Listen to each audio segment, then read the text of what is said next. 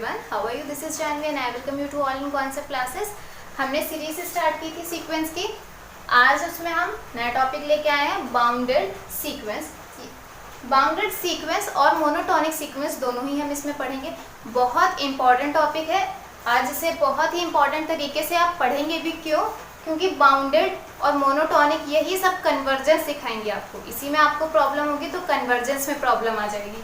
सो आप इन्हें ध्यान से पढ़िए. मेरे यहाँ वेदर ख़राब है तो जिसकी वजह से थोड़ा सा इश्यूज हो सकते हैं. क्वालिटी भी आपको ख़राब लग रही होगी बट समझते चलिए, क्लियर होता चलेगा.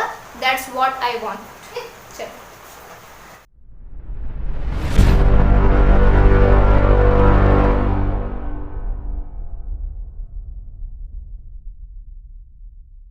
सीक्वेंस या बाउंडेड सीक्वेंस.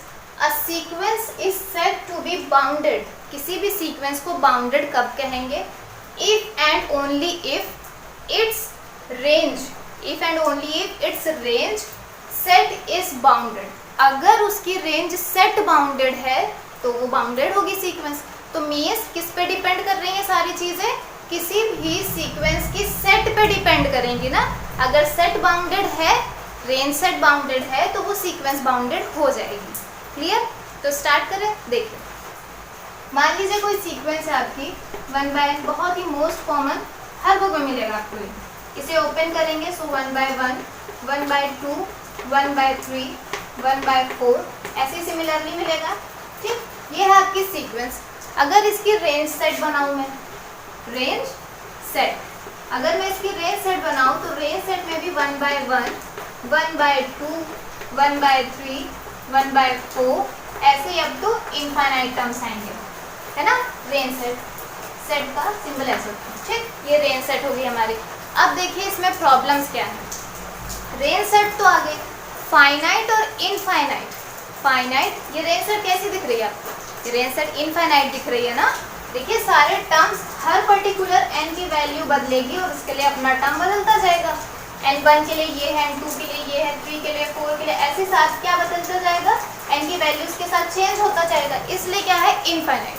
क्योंकि रेंज सेट में कैसी वैल्यूज चाहिए होती है? Distinct, distinct terms of sequence. Sequence के सारे अलग अलग टर्म्स, मतलब जो रिपीट नहीं कर रहे हैं, तो उन सेट का क्या बनता है? रेंज सेट बनता है. अब ये रेंज सेट तो आ गई.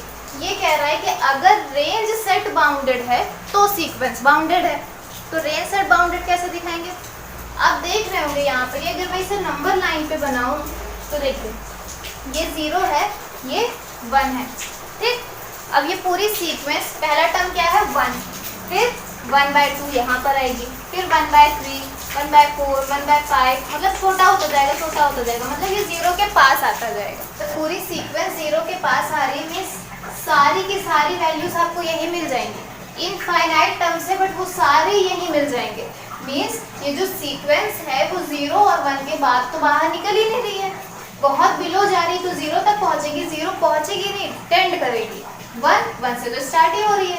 इट मीन्स जो पूरी की पूरी ये an है आपकी, वो an क्या होगी? बड़ी होगी किससे? 0 से, और छोटी होगी या इक्वल होगी किससे? 1 से. पूरी an है ना. इट मीन्स जो an है आपकी वो 0 से लेके 1 के बीच में बाउंड कर गई, या उसकी रेंज बाउंड कर गई. समझ में आया? देखिए यहाँ इनफाइनाइट टर्म्स थे, बट ये क्या है? बाउंडेड सीक्वेंस है. क्लियर हो रहा है? क्या है ये? बाउंडेड सीक्वेंस है. आई थिंक आपको समझ में आ रहा होगा. अब देखिए नेक्स्ट, an सीक्वेंस समझ में आया बाउंडेड. चलिए नेक्स्ट एक एग्जांपल देखती हूँ मैं. इंपॉर्टेंट है, अच्छे से समझ में आएगा. और देखिए ये एक रेंज हो गई है. अगर मैं अब एक रेंज की बात करूं, मान लीजिए -1n. डन. अब देखिए इसकी सीक्वेंस जब आप ओपन करेंगे देन -1, 1, -1, 1, -1, 1 ऐसे इनफाइनाइट टर्म्स मिलेंगे. अगर इसकी रेंज सेट की बात करूं मैं, इसकी रेंज सेट की बात करूं तो रेंज क्या आएगी इसकी? -1 से 1. रेंज सेट क्या है इसकी? -1 से 1. मतलब इसकी रेंज सेट क्या है? इसकी रेंज सेट फाइनाइट है. इसकी रेंज सेट फाइनाइट है. यहाँ पर क्या थी? इनफाइनाइट थी, है ना. देखिए सीक्वेंस यहाँ भी इनफाइनाइट है, सीक्वेंस यहाँ भी इनफाइनाइट है। सीक्वेंस क्यों इनफाइनाइट होती है? बिकॉज वो n की वैल्यूज पे डिपेंड करती है। n नेचुरल नंबर होता है और नेचुरल नंबर तो खुद इनफाइनाइट तक होता है। तो ये सीक्वेंस क्या थी? ये सीक्वेंस इनफाइनाइट थी। ये सीक्वेंस इनफाइनाइट है बट इसका रेंज सेट भी इनफाइनाइट आया था, इसका रेंज सेट क्या आ गया? फाइनाइट आ गया। जब रेंज सेट ही फाइनाइट आ गया मतलब उसमें वैल्यूज ही इतनी है, तो अब देखिए इसमें बाउंडेड चेक करेंगे रेंज सेट का, तो क्या है? रेंज सेट बिल्कुल बाउंड कर रही है ना, वो -1 और 1 दो ही पॉसिबिलिटी है उसके पास। नंबर लाइन पे अगर हम देखें या तो उसको -1 मिलेगा या तो उसको 1 मिलेगा। जब पूरी की पूरी सीक्वेंस इन्हीं दोनों पे बननी है तो वो रेंज सेट तो बाउंडेड हो ही गई। रेंज सेट बाउंडेड हो गई मतलब an जो है वो किससे छोटा होगा या इक्वल होगा? 1 से, और किससे बड़ा या इक्वल होगा? -1 से। समझ में आया? यहाँ पर देखिए इस रेंज के लिए जब मैंने an लिखा था तो वो छोटा या इक्वल था 1 से बट बड़ा था 0 से, इक्वल नहीं था। देखिए क्योंकि यहाँ पर ही ये जो सीक्वेंस है ये कभी 0 नहीं होगी, ये 0 टेंड करेगी, इसलिए मैंने इक्वल टू 0 नहीं लगाया। यहाँ पर तो देखिए सारे टर्म्स ही -1 1 -1 है, तो -1 भी इंक्लूड होगा और 1 भी इंक्लूड होगा ना, तो पूरी रेंज सेट क्या है? इन्हीं दोनों में बनी हुई। तो ये सीक्वेंस भी क्या हो गई? Bounded sequence. क्लियर हो रहा है? अच्छे से क्लियर करते चलिए। ये हो गई आपकी बाउंडेड सीक्वेंस। अब देखिए दो टर्म्स और इसमें यूज होते हैं बाउंडेड में, वो भी देख लीजिए, इंपॉर्टेंट है। हम किसी भी सीक्वेंस को बाउंडेड बिलो कब बोलेंगे? किसी भी सीक्वेंस को बाउंडेड बिलो कब बोलेंगे? देखिए बाउंडेड बिलो का मतलब क्या है कि अगर आपके पास सीक्वेंस है, यही मान लीजिए 1/n ये सीक्वेंस है, इसे जब आपने ओपन किया so you will get 1/1 1/2 1/3 up to 1/∞, ठीक? ये ऐसी पूरी सीक्वेंस ओपन होने वाली। ये बाउंडेड बिलो कब बोलेंगे? बाउंडेड बिलो, ये तो बाउंडेड अबव बाउंडेड बिलो दोनों है। पहले मैं एक पर्टिकुलर केस लेती हूँ जो सिर्फ बाउंडेड बिलो है। मान लीजिए ये है n, ठीक? तो अगर इसे मैं ओपन करूँ सो 1 2 3 4 अप टू, ये सीक्वेंस बनेगी, पूरी की पूरी सीक्वेंस यही बनने वाली है। 1 से स्टार्ट होगी, कहाँ तक जाएगी पता नहीं। इसने बोला है बाउंडेड बिलो, मतलब किसी पर्टिकुलर वैल्यू से सारी वैल्यू बड़ी ही होंगी, किसी पर्टिकुलर वैल्यू से सारी वैल्यू बड़ी ही होंगी। तो इस सीक्वेंस में देखें अगर आप, तो 1 से सारी वैल्यू बड़ी ही आएंगी। कोई भी टर्म उठा लीजिए इसके आगे आप, सब क्या होगी? 1 से बड़ी होगी। मतलब ये जो सीक्वेंस है ये बड़ी कितनी हो रही है हमें नहीं पता, लेकिन छोटी किससे नहीं होगी? 1 से। तो ये क्या है? बाउंडेड बिलो है। क्या है ये? Bounded below. अगर इसी को हम क्या सपोज करते हैं बाउंडेड बिलो के लिए? एक स्मॉल के, मीन्स an जो होगा वो किसी पर्टिकुलर वैल्यू से बड़ा ही होगा या इक्वल होगा। वो पर्टिकुलर वैल्यू के लिखी है, वो 1 है, इसमें दूसरे सीक्वेंस में कुछ और हो सकती है, किसी भी सीक्वेंस में कुछ और हो सकती है। बेसिकली ये क्या डिनोट कर रही है? बाउंडेड बिलो, जिससे ये नीचे सबसे बिलो बाउंडेड है। मीन्स ये सीक्वेंस जो है वो बाउंडेड बिलो किससे? 1 से, है ना? बाउंडेड बिलो किससे है? 1 से बिलो बाउंडेड है, क्योंकि इससे नीचे वैल्यू नहीं जाएंगी, इसके आगे सारी वैल्यू जाएंगी। समझ में आया? तो ये क्या हो गई? बाउंडेड बिलो सीक्वेंस हो गई। अब वैसे अगर मैं बाउंडेड, ये n किससे बिलोंग करेगा? n बिलोंग करेगा आपका नेचुरल नंबर से। देखिए k, ये जो स्मॉल k है, ऐसा ज़रूरी नहीं है कि ये सीक्वेंस से बिलोंग करे। जैसे अभी एग्जांपल जो मैंने लिखा था 1/1 1/2 1/3 ऐसे अप टू इनफाइनाइट, इसमें 0 कभी नहीं आएगा, 0 कभी आएगा ही नहीं। इसकी बाउंडेड बिलो की बात करें मतलब ये कितना नीचे जा सकता है, तो ये 0, देखिए मैंने लिखा था ना an जो है वो हमेशा छोटा या इक्वल होगा 1 से और बड़ा होगा 0 से। तो अगर इसके बाउंडेड बिलो की बात करें तो ये 0 से तो बाउंड है, बिलो तो ये इससे बाउंड है, इक्वल नहीं हो रहा है। तो ये मतलब कि ये 0 जो है वो सीक्वेंस से तो बिलोंग नहीं कर रहा है, लेकिन इसके बाउंडेड में है। ये समझ में आ रहा है? तो ऐसे भी पॉइंट्स हो सकते हैं, शायद वो उसमें ना हो बट वो उसमें बाउंड उसको कर रहे हैं। समझ में आया? जैसे 0 इसमें था नहीं, लेकिन 0 इसको बाउंड करेगा। क्लियर? इसीलिए k बिलोंग कर भी सकता है सीक्वेंस से और k बिलोंग नहीं भी कर सकता है सीक्वेंस से। चलिए अब बाउंडेड अबव की बात करें तो बाउंडेड अबव, देखिए बाउंडेड अबव। इसका मतलब क्या हुआ कि कोई सीक्वेंस है वो किसी पर्टिकुलर वैल्यू से छोटी ही आ रही है, मतलब कोई वैल्यू है उससे क्या है सारी की सारी वैल्यू छोटी ही आ रही है, तो वो क्या होती है बाउंडेड अबव होती है। क्या होती है बाउंडेड अबव। जैसे देखिए अगर मैं एग्जांपल लिखूं -n का स्क्वायर, तो देखिए -n का स्क्वायर अगर मैं इसे ओपन करूं तो ये नेचुरल नंबर से बिलोंग करेगा, तो -1 स्क्वायर, फिर -2 का स्क्वायर 4, ये माइनस बाहर से है, ये n स्क्वायर के साथ नहीं है कि आप इसका मतलब स्क्वायर करके इसको प्लस कर दे, वैसा नहीं है ये। फिर क्या आएगा 3 का स्क्वायर -9। अगर कोई ऐसे सीक्वेंस बन रही है तो आप इसमें देखिए कि इसकी सबसे बड़ी वैल्यू क्या है। -1 से -4 और छोटी हो गई, -4 से -9 और छोटी हो गई, तो इसमें सबसे बड़ी वैल्यू क्या है, ये बाउंडेड अबव क्या है, तो वो है 1। समझ में आ रहा है? मतलब यहाँ पर ही क्या हो गया, जो पूरी सीक्वेंस होगी an, इसको ही मैं an कह रही हूँ, है ना, यही an है। ये जो पूरी an होगी वो क्या होगी, हमेशा इससे छोटी ही होगी। समझ में आया? इससे क्या होगी, हमेशा छोटी ही होगी। क्लियर? देखिए -1 से छोटा -4 -9, अब सिर्फ छोटी होती जाएंगी ना, तो अब an सबसे बाउंड क्या करेगा, अबव बाउंडेड क्या होगी इसकी वैल्यू -1 से, अब ये बड़ी तो नहीं होनी है, बस इतनी रहेगी, तो ये बाउंडेड अबव है। इन दोनों में देखिए कि ये बाउंडेड बिलो है, ये बाउंडेड अबव है। यहाँ पे अगर मैं कैपिटल K ले लूँ तो इसे लिखेंगे an जो है वो हमेशा छोटा या इक्वल होगा k के, ठीक, where n belongs to natural number. अब ध्यान से सुनिए एक चीज, ये बाउंडेड बिलो थी, ये बाउंडेड अबव थी, लेकिन इन दोनों सीक्वेंस में कोई भी बाउंडेड सीक्वेंस नहीं है। इन दोनों में से कोई भी सीक्वेंस हम बाउंडेड सीक्वेंस कह ही नहीं सकते। क्यों नहीं कह सकते? देखिए ये नीचे तो बाउंड कर रही है, बिलो तो बाउंडेड है, अपर का पता ही नहीं, यहाँ पर ही ये अबव तो बाउंडेड है, बिलो का पता नहीं, तो हम उस सीक्वेंस को बाउंडेड सीक्वेंस कहेंगे जो bounded below plus bounded above दोनों हो। क्लियर?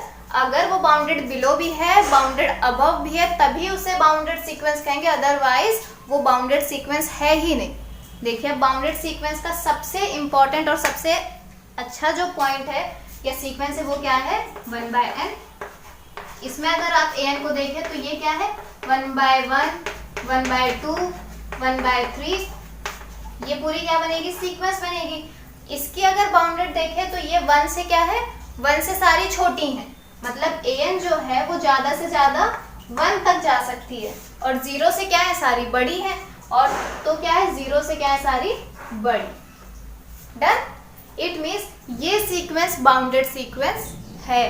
क्लियर? ये सीक्वेंस बाउंडेड सीक्वेंस है क्योंकि ये 0 और 1 के बीच में इसका अपर बाउंड या फिर मतलब इन्फीमम भी है और इसका सुप्रीमम भी है। लोअर बाउंड अपर बाउंड तो बहुत सारे हो जाते हैं, इसका इन्फीमम भी है और इसका सुप्रीमम भी है। इसका सिर्फ इन्फीमम था और इसका सिर्फ सुप्रीमम था। क्लियर? तो जिसके पास दोनों ही होंगे वो सीक्वेंस क्या होती हैं, bounded sequence. I think clear हो गया होगा। अब अनबाउंडेड की बात कर लेते हैं। देखिए अनबाउंडेड कुछ नहीं होता है, अनबाउंडेड सीक्वेंस जो कि बाउंड नहीं करती, सिंपली जो कि बाउंड नहीं करती। ये बाउंडेड बिलो है लेकिन बाउंडेड अबव नहीं है, तो ये अनबाउंडेड सीक्वेंस है। ये बाउंडेड अबव तो है लेकिन बाउंडेड बिलो नहीं है, इसलिए ये अनबाउंडेड सीक्वेंस है। ठीक, अगर हम किसी भी सीक्वेंस को अनबाउंडेड बिलो बोल रहे हैं, अगर अनबाउंडेड बिलो बोल रहे हैं, इसका मतलब ये नहीं है कि वो बाउंडेड अबव नहीं हो सकती, हो सकती है, क्योंकि कंडीशन तो एक भी फेल होगी तो वो अनबाउंडेड हो जाएगा ना। अगर हमने लिखा किसी सीक्वेंस की not bounded above, not bounded above लिखा, तो इसकी सीक्वेंस क्या थी, n थी। ये बाउंडेड बिलो तो थी लेकिन बाउंडेड अबव नहीं थी, तो ये क्या है, नॉट बाउंडेड अबव। क्लियर? या इसे अनबाउंडेड बोल दीजिए, कोई प्रॉब्लम नहीं है। वैसे ही अभी जो सीक्वेंस थी हमारे पास -n का स्क्वायर, तो ये क्या थी, ये नॉट बाउंडेड बिलो थी, not bounded below. Clear? I think आपको क्लियर हो गया होगा ये। अब हम नेक्स्ट टॉपिक पे मूव करते हैं, वो क्या है हमारा, मोनोटोनिक सीक्वेंस। इंपॉर्टेंट है, बहुत इंपॉर्टेंट है, उसे भी ध्यान से देखिए। क्या है मोनोटोनिक सीक्वेंस? देखिए मोनोटॉनिक सीक्वेंस, मैंने कोई डेफिनेशन नहीं लिखी है, सिर्फ हम कॉन्सेप्ट पे बात करेंगे। मोनोटॉनिक का मतलब क्या होता है, जो भी रूल फॉलो हो रहा है वो वही रूल फॉलो होता जाए। मतलब अगर कोई सीक्वेंस बढ़ रही है तो वो सिर्फ बढ़ती जाए, अगर घट रही है तो वो सिर्फ घटती जाए। जैसे सीक्वेंस हमारी -1 1 -1 -1 1, तो पहले छोटी है फिर बड़ी हो गई, फिर छोटी है फिर बड़ी हो गई, तो ये मोनोटॉनिक नहीं होगी। मोनोटॉनिक का क्या मतलब है, एक ही लय में चलती जाए। अगर इंक्रीज हो रही है तो इंक्रीज होती जाए, डिक्रीज हो रही है तो डिक्रीज होती जाए, वो होती है मोनोटॉनिक सीक्वेंस। तो मोनोटॉनिक में दो ही पार्ट से आप समझ सकते हैं मोनोटॉनिक सीक्वेंस को, या तो वो मोनोटॉनिकली इंक्रीजिंग होगी जिसे हम नॉन डिक्रीजिंग भी बोलते हैं। अगर वो इंक्रीजिंग है तो मतलब क्या, डिक्रीज तो होगी ही नहीं। फिर मोनोटॉनिकली डिक्रीजिंग सीक्वेंस किसे कहेंगे, नॉन इंक्रीजिंग। जो डिक्रीज हो रही वो बढ़ेगी कैसे, तो वो नॉन इंक्रीजिंग हो गई। ठीक, तो मोनोटॉनिक सीक्वेंस में ये क्या लिखा हुआ है मैंने, an+1। देखिए an आपकी कोई सीक्वेंस थी, मतलब मान लीजिए an है आपके पास 1 2 3 4 5 6, ये कहाँ तक जाएगी, मान लीजिए n तक जा रही है। ठीक, तो an+1 क्या होगी, ये भी 1 से स्टार्ट होगी। 2 3 4 5 6, ये कहाँ तक जाएगी, n+1 तक जाएगी। क्लियर, ये दो सीक्वेंस हो गई, an+1, an मतलब उसके एक आगे वाला टर्म, ये इतना तो कॉमन ही है। बाकी इसमें क्या है अनकॉमन, ये n+1 एक बढ़ गया। समझ लीजिए अगर एक a1 है तो नेक्स्ट टर्म a2, ये an हो गया, ये an+1 हो गया। ठीक, a1 और क्या है a2। अगर a2 बड़ा या इक्वल ही आ रहा है a1 के, तो इसका मतलब क्या है, ये जो सीक्वेंस बनेगी वो मोनोटॉनिकली इंक्रीजिंग ही बनेगी, बढ़ती ही जाएगी। तो ये क्या हो जाएगी, monotonically increasing sequence. Next term जो है वो पहले वाले से बड़ा आ रहा है, वैसे ही a2 क्या आ जाए, a2 a3 जो है वो बड़ा आ जाए a2 से, तब वो क्या होती जाएगी, मतलब a1 फिर a2 बड़ा है फिर a3 बड़ी है, इस तरीके से। तो ये सीक्वेंस क्या बनती है, मोनोटॉनिकली इंक्रीजिंग सीक्वेंस बनती है। क्लियर हो रहा है, जिसे हम क्या बोलते हैं, नॉन डिक्रीजिंग भी बोलते हैं। तो इसका एग्जांपल एक देख लीजिए आप, मोनोटॉनिकली इंक्रीजिंग का n², अगर इसे आप ओपन करेंगे तो 1 का स्क्वायर, 2 का स्क्वायर, 3 का स्क्वायर, 4 का स्क्वायर, ये क्या है सीक्वेंस, ये सीक्वेंस क्या है, मोनोटॉनिकली इंक्रीजिंग सीक्वेंस है। मोनोटॉनिकली क्या है, इंक्रीजिंग सीक्वेंस है। अगर आप इसमें बाउंडेड चेक कीजिए, अभी मैंने पढ़ाया, अगर आप इसमें बाउंडेड चेक करेंगे तो ये बाउंडेड बिलो तो है, बाउंडेड अबव नहीं है, इट मींस ये बाउंडेड सीक्वेंस नहीं है, ये मोनोटॉनिकली इंक्रीजिंग सीक्वेंस है, क्योंकि इसमें सारा नेक्स्ट टर्म क्या है, बड़ा ही तो होते जा रहा है। तो ये मोनोटॉनिकली इंक्रीजिंग जरूर है लेकिन बाउंडेड नहीं है। ठीक, ये सब आपस में कैलकुलेट करके चला करिए कि टॉपिक प्रीवियस वाले भी साथ में चलते रहे। ये क्या होगी, मोनोटॉनिकली इंक्रीजिंग। अगर डिक्रीजिंग की बात करें तो डिक्रीजिंग में क्या कह रहा है, जो a1 है, जैसे a1 a2 a3 है, तो a1 बड़ा है a2 से। क्लियर, मींस a2 छोटा हो गया, फिर a2 बड़ा है a3 से, इट मींस a3 बड़ा हो गया। मींस ये जो पूरी सीक्वेंस होगी डिक्रीज करेगी, ये वाली। अगर कोई भी सीक्वेंस डिक्रीज ही करती जा रही है, ऐसा नहीं एक बार इंक्रीज एक बार डिक्रीज, एक बार इंक्रीज एक बार डिक्रीज, अगर कोई सीक्वेंस डिक्रीज ही करती जा रही है तो वो क्या होगी, मोनोटॉनिकली डिक्रीजिंग सीक्वेंस। जैसे 1/n, इसे ओपन करें सो 1/1 1/2 1/3 1/n तक जाएगी, है ना। ये सीक्वेंस क्या है, देखिए ये decrease decrease decrease decrease decrease ही होगी। ये क्या है, मोनोटॉनिकली डिक्रीजिंग सीक्वेंस या फिर नॉन इंक्रीजिंग। क्लियर, समझ में आया। अब देखिए इसमें अगर बाउंडेड चेक करेंगे तो ये सीक्वेंस बाउंडेड है, समझ में आ रहा है ना आपको, ये सीक्वेंस बाउंडेड है, लेकिन बाउंडेड भी है और मोनोटॉनिकली डिक्रीजिंग सीक्वेंस भी है। क्लियर, समझ में आ गया।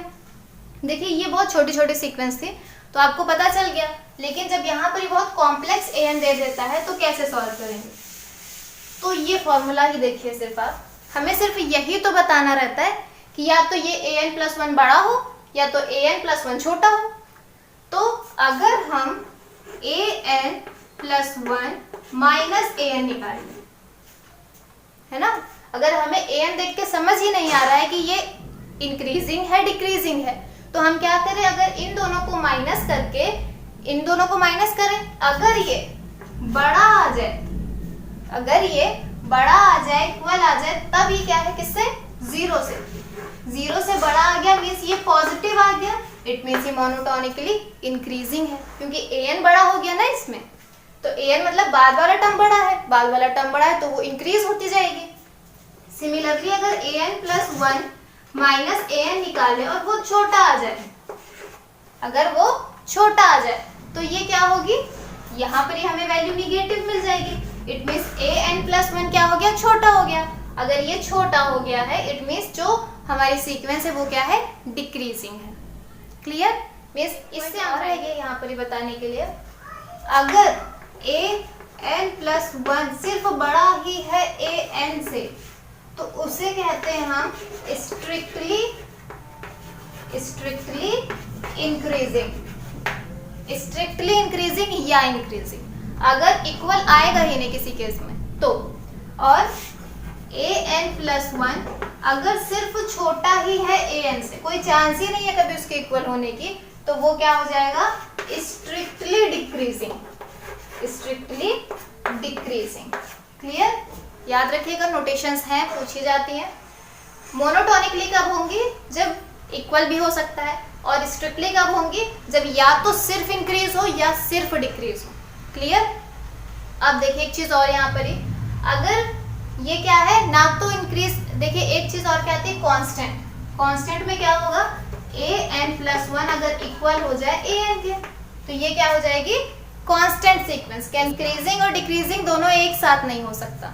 तो या तो अगर दोनों एक साथ का मतलब क्या है, तब जब दोनों इक्वल होंगे। मतलब अगर मान लीजिए कोई सीक्वेंस है ये, या ए एन इक्वल्स टू 4 दिया हुआ है, तो यहाँ सीक्वेंस क्या बनेगी, सिर्फ 4 की तो बनेगी।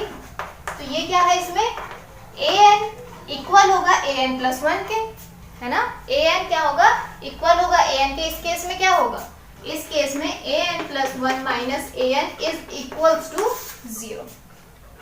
डन। समझ में आ गया ये मोनोटोनिक सीक्वेंस।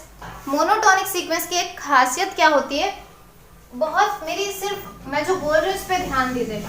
अगर कोई सीक्वेंस मोनोटोनिक इंक्रीजिंग है, अगर मोनोटोनिक इंक्रीजिंग है तो वो बाउंडेड बिलो होगी, है ना।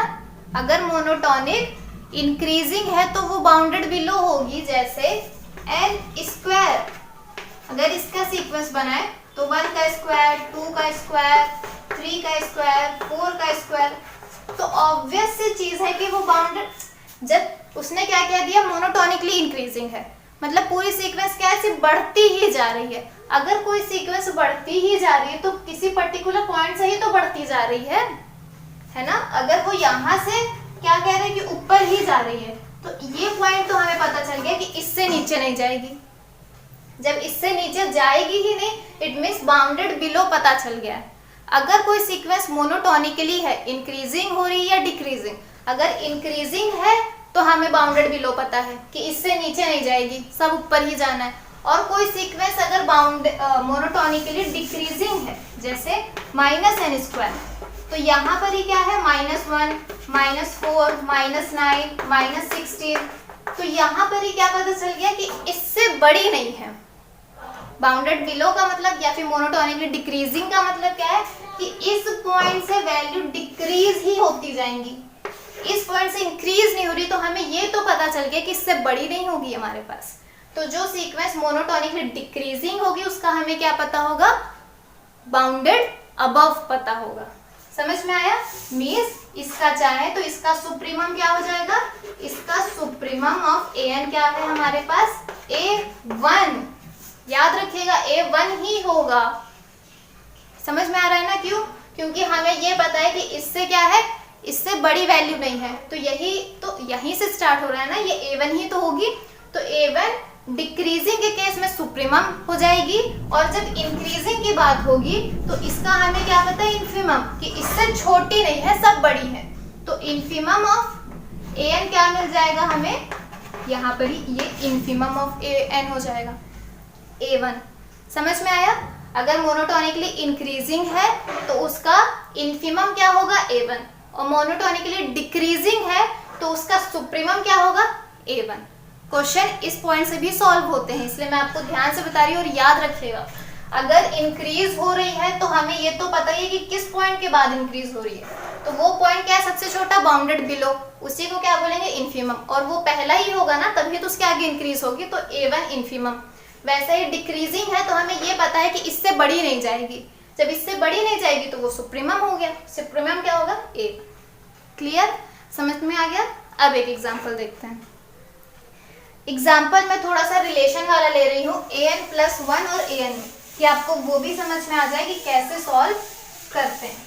क्लियर, देखिए एग्जाम्पल लेती हूँ मैं, an+1 इक्वल्स टू 2 + an, और यहाँ पर ही A1 दिया हुआ है इक्वल्स टू 0। वो पूछ रहा है इससे बताओ ये मोनोटोनिकली इंक्रीजिंग है या डिक्रीजिंग है। तो स्टार्ट करते हैं, ध्यान से देखिए। अगर रिलेशन दिया है an+1 में, देखिए an की सीक्वेंस नहीं दी है, रिलेशन दिया है, और अगर किसी का रिलेशन दिया होता है तो 95% चांस होते हैं कि वो किससे सॉल्व होगा, मैथमेटिकली इंडक्शन से सॉल्व होगा, जिसमें क्या करते हैं, पहले n=1 रख के प्रूफ करते हैं कि जो भी वैल्यू आई, फिर n को सपोज करते हैं किसी अनदर वैल्यू के लिए, ऐसे बुक में आपके m लिखा होगा, n को क्या सपोज करते हैं, m के लिए रखते हैं, और m+1 के लिए यही कंडीशन प्रूफ कर देते हैं, या फिर जैसा भी हमें जो कंडीशन चाहिए, जैसे हमें यहाँ पर इंक्रीजिंग डिक्रीजिंग वाली चाहिए ना, तो उसके लिए प्रूफ कर देते हैं, तो ये क्या हो जाता है हमारा, अकॉर्डिंग टू वो प्रूफ हो जाता है। देखिए कैसे, पहले अगर मैं यहाँ पर वैल्यू फाइंड, पहले क्या करते हैं, n=1 रखते हैं, है ना, तो n=1 रखेंगे, यहाँ पर देखिए तो क्या होगी, ये A2 हो जाएगी, इक्वल्स टू √2 प्लस ये क्या है, A1, A1 क्या है 0, तो 2 + 0, तो A2 क्या आ गया, √2। तो देखिए A1 छोटा था, √2 बड़ा हो गया है, इट मीन्स हमें लगभग आइडिया मिल गया है कि जो हमारा an+1 माइनस an है, मोनोटोनिकली चेक करने की यही एक फॉर्मूला है ना, तो ये क्या है, बड़ा आएगा 0 से, बड़ा आएगा 0 से, मतलब मोनोटोनिकली इंक्रीजिंग सीक्वेंस ये हो सकती है। इतना हमें इससे पता चला, A1 और A2 से आप चाहे A3 A4 निकाल ले। देखिए अगर A3 निकालेंगे तो A3 इक्वल्स टू क्या होगा, √2 + A2, तो यहाँ पर A3 क्या आ जाएगा, A3 इक्वल्स टू 2 + A2 क्या है, √2। तो देखिए जब कोई चीज ऐड ही तो हो रही है, इसमें ये सिर्फ √2 था, इसमें और कुछ ऐड हो गया, तो A3 इससे बड़ा हो गया, इट मीन्स मोनोटोनिकली इंक्रीजिंग ही आएगी। समझ में आ गया इतना। चलिए एक n=1 के लिए करते हैं, फिर क्या करते हैं, n=m के लिए सपोज करते हैं, या k के लिए, जैसे भी आपकी बुक में हो वैसे सपोज कीजिए। n=k के लिए वैल्यू पुट करते हैं, और k+1 के लिए यही प्रूफ कर देते हैं। कैसे, देखिए यहाँ पर ही क्या करना है, हमें n की जगह पे क्या रख देना है, k, तो क्या मिलेगा हमें, ak+1 minus ak is greater than 0। हमें ak+1 के लिए प्रूफ करना है, तो सिंपली क्या कीजिए, इसको उधर भेज दीजिए, तो क्या हो जाएगा, ak+1 is greater than ak। ठीक, अब देखिए, अब आप इसको ना इस तरीके से बनाने की कोशिश कीजिए, मतलब ak के साथ यहाँ क्या ऐड है, 2, तो दोनों तरफ 2 ऐड कर दीजिए, तो क्या मिल जाएगा आपको, 2 + ak+1 is greater than 2 + ak। Clear, इतना समझ में आ गया। अब क्या किया गया है, दोनों तरफ अंडर रूट ले लीजिए, है ना, दोनों तरफ स्क्वायर करके ये दोनों तरफ का अंडर रूट करेंगे, तो आपको क्या मिल जाएगा, देखिए √2 + ak+1 is greater than 2 + ak। Clear, समझ में आ रहा है ना ये आपको। अब देखिए, अब इसमें ये क्या करें हम, ये चीज और इस चीज को देखिए आप एक साथ, यहाँ पर ही an है, वैसे ही वहां पर ही ak है, तो ये क्या हो जाएगी, इधर वाली वैल्यू ak+1 है ना, ए के प्लस 1 हो जाएगा, ऐसे ही है। और यहाँ पर ये क्या है, ए के प्लस 2, ए के प्लस 1 है, तो देखिए ए के प्लस 1 मतलब एक आगे की वैल्यू ना, तो ये किसके लिए हो जाएगा, ए के प्लस 2 के लिए। देखिए अगर यहाँ पर ही मैं n की वैल्यू रख दूं n प्लस 1, n की वैल्यू क्या रख देंगे, n प्लस 1, तो यहाँ क्या आ जाएगा, a n plus 2 equals to √2 plus n की क्या है, ए n प्लस 1, वही तो यहाँ हुआ है, बस k है। समझ में आ रहा है इतना? तो देखिए ये आ गया। अब इसको फिर इधर लाइए तो ए के प्लस 2 माइनस ए के is greater than 0, greater than 0। देखिए समझ में आया, हमने क्या किया, k के लिए एज्यूम किया, और सॉरी ये k प्लस 1 है, और k प्लस 1 के लिए प्रूफ कर दिया। इट मीन्स किसी k मतलब कि पूरा जो n 1 2 n पूरी होती है ना, उसमें कोई पॉइंट लिया था k, और उसके आगे वाले टर्म के लिए प्रूफ कर दी ये कंडीशन। तो जब आगे वाला टर्म बड़ा हो गया इस कंडीशन से, इतनी सी मोनोटोनिकली इंक्रीजिंग सीक्वेंस हो गई। समझ में आया? तो बेसिकली हमें यहाँ से क्या पता चला कि n इक्वल्स टू k के लिए हमने मान लिया था कि आगे वाली वैल्यू बड़ी है, लेकिन इसके थ्रू इसने हमें बता दिया कि इसके आगे वाली वैल्यू भी बड़ी है। It means monotonically increasing, means it is true for n equals to k plus 1। Clear? समझ में आ गया? ये थी हमारी मोनोटोनिक सीक्वेंस। आई थिंक आपको समझ में आ गया होगा। बाउंडेड मोनोटोनिक बहुत इंपॉर्टेंट है, क्योंकि कन्वर्जेंस में पूरी आपको थ्योरम ही ऐसे मिलने वाली है, तो आपको यही नहीं पता होगा तो थ्योरम समझ कैसे आएगी। आई थिंक ये क्लियर हो गया होगा। हम नेक्स्ट लेक्चर में मिलेंगे नेक्स्ट टॉपिक्स के साथ। तब तक के लिए आप इसे प्रिपेयर कीजिए, क्वेश्चंस कीजिए, बहुत सारे क्वेश्चंस कीजिए, मैं कराऊंगी बट आप भी करते चलिए। तो हम नेक्स्ट लेक्चर में मिलेंगे, तब तक के लिए thank you and bye bye.